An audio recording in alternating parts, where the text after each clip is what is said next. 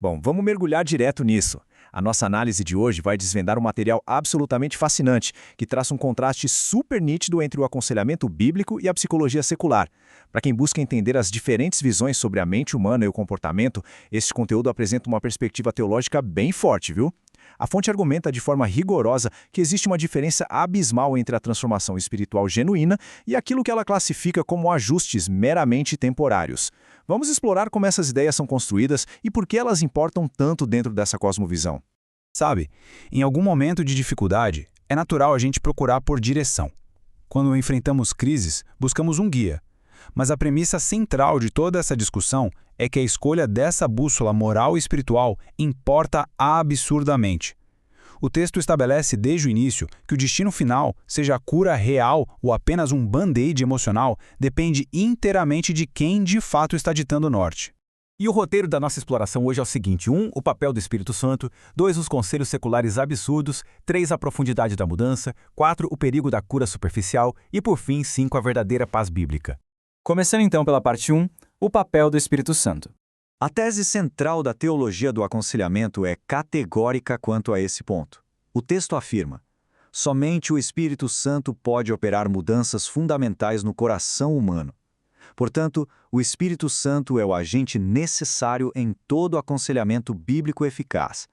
A menos que o Espírito Santo esteja trabalhando no coração do aconselhado, qualquer mudança aparente será ilusória, superficial ou temporária, e os mesmos problemas ou problemas piores logo reaparecerão. E olha, isso traz uma questão prática muito frequente para o dia a dia: como lidar com quem não compartilha dessa mesma fé. A distinção que a base bíblica faz é super clara. O conselheiro chama o incrédulo para a salvação e chama o crente para a santificação. A resposta exigida é sempre a fé, a base é a mesma, mas o ponto de partida muda dependendo do estado espiritual da pessoa. O autor reconhece uma realidade prática inevitável. Uma segunda razão que devemos professar é que o aconselhamento começa e muitas vezes não sabemos se o nosso aconselhado é um crente ou não. Exatamente por isso que, segundo o material, o método precisa focar em convocar o indivíduo à fé como um passo primordial, independentemente da bagagem de vida que ele traga.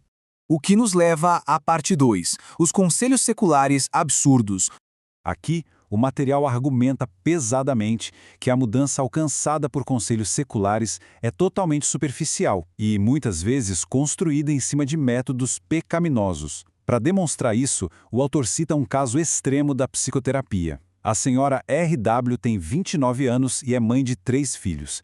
Quando procurou o Dr. Gers, sofria múltiplas fobias, vertigens, angústia perante a solidão, em face das refeições em restaurantes, e na verdade era por causa da angústia que vomitava e entrava em pânico. Então, o Dr. Gers indicou à paciente que começasse a desejar fazer exatamente tudo o que tanto receava. Assim, por exemplo, devia propor-se sair com o marido e os amigos, ir jantar fora com eles, simplesmente para vomitar na cara das pessoas que a acompanhavam e para lhe servir à mesa a maior porcaria que se pudesse imaginar. O argumento central é que a psicologia secular acaba empurrando os pacientes para atos repulsivos, absurdos e pecaminosos apenas para conseguir um alívio de comportamento que, no fim das contas, é uma casca vazia.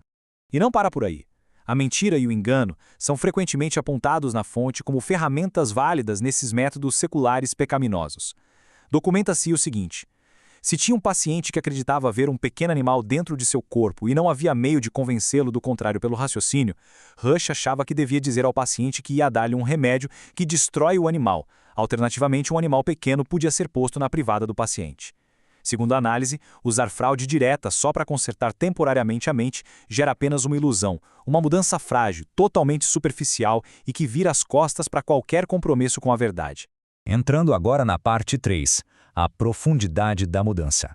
Quando a gente compara estruturalmente essas diferentes escolas, fica bem claro como as disciplinas seculares parecem fragmentadas. A biopsiquiatria foca só no lado biológico através de remédios. O behaviorismo tenta mudar o comportamento alterando o ambiente. A terapia cognitiva foca na cognição e nos pensamentos. A psicanálise mergulha de cabeça nos impulsos inconscientes. E a psicologia existencial vai na busca por um sentido subjetivo. Remando contra toda essa maré, a abordagem bíblica almeja o coração, que, segundo a fonte, é um local tão profundo que requer especificamente a ação do Espírito Santo e a Escritura para ser de fato acessado e transformado. O que nos leva à parte 4, O perigo da cura superficial.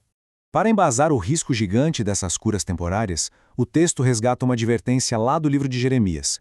Curam superficialmente a ferida da filha do meu povo, dizendo: paz, paz, quando não há paz. É um alerta incisivo sobre a negligência espiritual e ética de dar um diagnóstico brando, otimista, quando o problema interno é completamente devastador. Para entender o contexto dessa passagem, a análise de R.K. Harrison traz uma metáfora médica que acerta na mosca. Ele diz: o rompimento no relacionamento entre Deus e Israel tinha sido suturado superficialmente por profetas e sacerdotes, fazendo de conta que tudo estava bem, quando, na realidade, os sintomas indicavam claramente para uma doença muito séria. A ideia aqui é que abordagens puramente comportamentais e seculares são como dar pontos em uma ferida suja. Cria-se um bem-estar aparente por fora, mas a doença sistêmica e a grave ruptura da alma continuam lá, totalmente intocadas. E chegamos à parte 5, a verdadeira paz bíblica. O grande objetivo que se contrapõe a todos os métodos seculares encontra-se na definição exata da palavra shalom. O autor John Mackay detalha assim: paz, shalom, 4100, é um importante conceito do Antigo Testamento que indica perfeição, bem-estar e tranquilidade. Geralmente deriva de uma ausência de ameaças externas e se estende ao equilíbrio mental do indivíduo que não experimenta desgosto ou angústia. Durham também defende que o conceito sempre envolve o pensamento adicional de que esta paz e este contentamento surgem não mera ou primariamente por esforço humano, mas como resultado da bênção divina.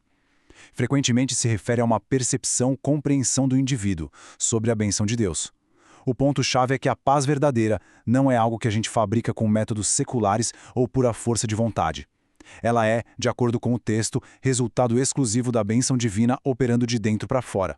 Então, para fechar a nossa exploração, fica no ar uma provocação gigante. Será que existe mesmo diferença entre encontrar um alívio comportamental temporário através de métodos humanos e experimentar de fato o profundo shalom? O material deixa muito claro que há um abismo colossal entre costurar uma ferida de forma superficial, usando métodos seculares, por vezes muito pecaminosos, e vivenciar uma transformação interior genuína de verdade. É uma dicotomia fascinante sobre as profundezas da mente e da alma humana e com certeza deixa a gente com muito o que pensar.